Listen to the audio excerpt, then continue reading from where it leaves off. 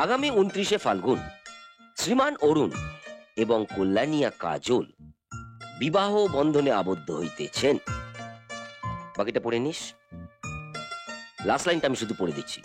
আপনি সবান্ধবে উপস্থিত থাকিয়া নবদম্পতিকে আশীর্বাদ করিবেন। তোকেই প্রথম নেমন্তন্ন করলাম, সব কাজ কিন্তু তোকে করতে হবে। অফিস থেকে 1 সপ্তাহ ছুটি নিয়ে নিবি, আর যদি না দেয় আমাকে বলবি, আমি এমডির সাথে কথা বলবো। ঠিক আছে। তৈরি হয় না? আমার সাথে বেরোতে হবে। কোথায়? কবিতাদের বাড়ি।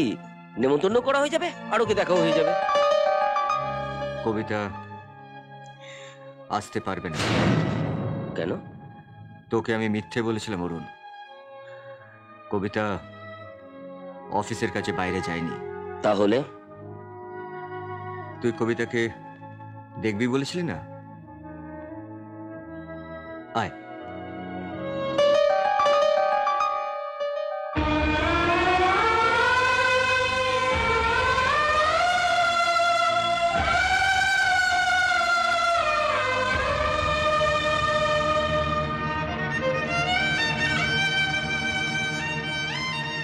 কবিতা মারা গেছে।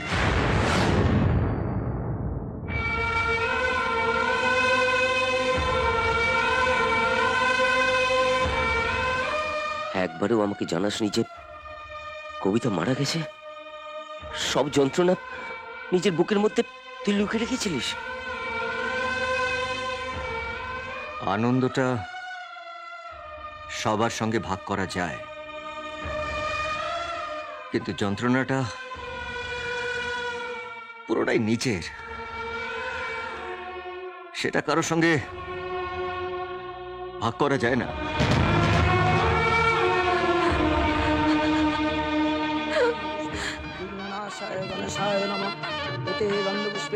শিবাদি পঞ্চদেবতা গণেভ্যো নমঃ।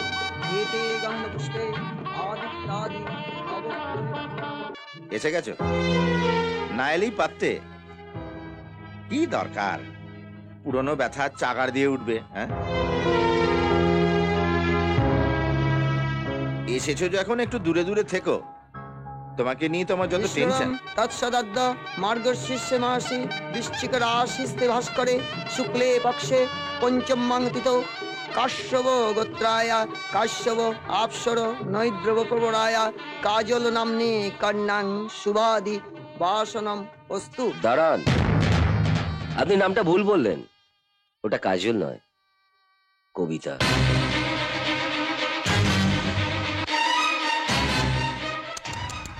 আরে বাবা, ঠিকই তো বলছে। নাম যদি বদলাতেই হয় তাহলে বিয়ের পর বদলিও। তোমার বউ তুমি ভালোবেসে নাম বদলাবে তো কার বাপের কি? আপনি কে? এই দেখো, আমাকেও চিনতে পারছো না? আমি কাজলের মামা, কেয়ার অফ দুবাই। না, আপনি কবিতার বাবা, কেয়ার অফ খেপরাইল, ফুলবাড়ি।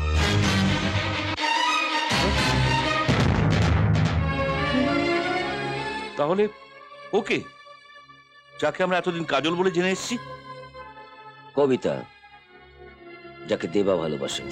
ওরা দুজনে আমাকে এতটাই ভালোবাসে যে নিজেদের ভালোবাসাটা আমাকে ভিক্ষে দিতে ওদের এতটুকু বাঁধেনি। বাবা, বাবা, তোমার ছেলে কত ভাগ্যবান বলো তো।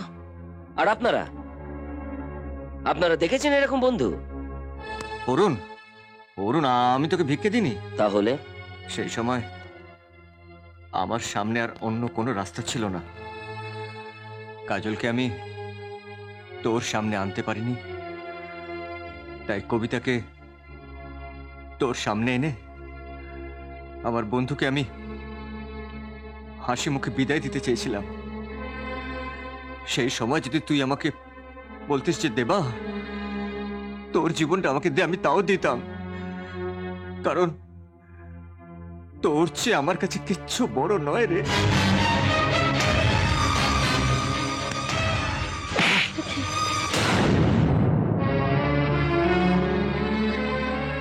তোকে আমি সামান্য একটা চাকরি করে দিয়েছিলাম, তার জন্য তুই আমাকে চড় মেরেছিলিস, বলেছিলিস আমি নাকি তোকে দয়া করছি। আর আজ আজ যাকে তুই ভালোবাসিস তাকে তুই আবার হাতে তুলে দিচ্ছিস। এটা দয়া নয়? এর থেকে আমি যদি মরে যেতাম তাহলে আমার অনেক বেশি শান্তি হতো। আমি তো কিছুই জানতে পারতাম না, যদি না গোবিন্দ এসে আমায় সব কথা বলতো। গোবিন্দ, যে তোদের প্রত্যেকটা দিনের ভালোবাসার সাক্ষী। আমি দাদার শিষ্য, দাদা আমাকে লাইন করা শিখিয়েছে। কি নাম তোমার? আমার নাম গোবিন্দ। ও, বিয়েতে এসো। আসো স্যার, বউকে নিয়ে। হুম, এই নাও। চল।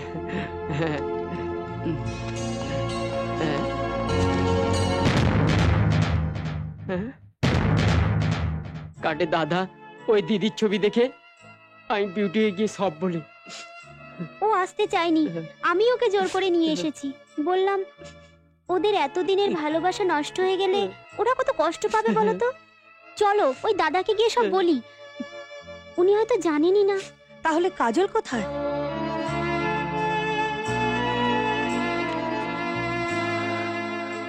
এই যে,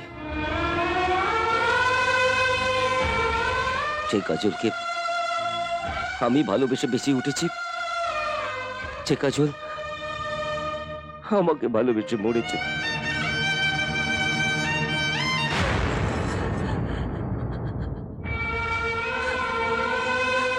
দিদি,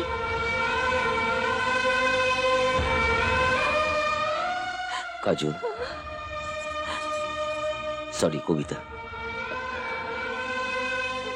ও না একটা মাথা মোটা, একটা গোয়ার, কিন্তু তুমি কেন এটা করলে?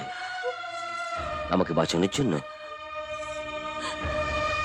বন্ধু হয়ে তুমি যদি আমার দিকে হাত বাড়িয়ে দিতে, তাহলেও আমি এভাবেই বেঁচে উঠতাম। তোমাদের মতো বন্ধুদের কাছ থেকে কেউ কেড়ে নেয় নাকি আমাকে? ভগবান একটা কাণ্ডজ্ঞান নেই? এই যে মিস্টার মাথা মোটা, অনেক কষ্ট দিচ্ছিস ওকে, আর দিস না। তাহলে বিয়েটা কার সঙ্গে কার হচ্ছে? যার সঙ্গে যার হবার কথা ছিল, কবিতা আর দেবদত্ত। খুঁটি কেচে গেল। আর বিয়েটা আমি দেবো। তুই? আমার না অনেক দিনের ইচ্ছে ছিল যে একটা গবেট আর একটা ইডিয়েটের বিয়ে আমি দেবো। তুই বাগড়া দিস না প্লিজ। মেরে তোর আমি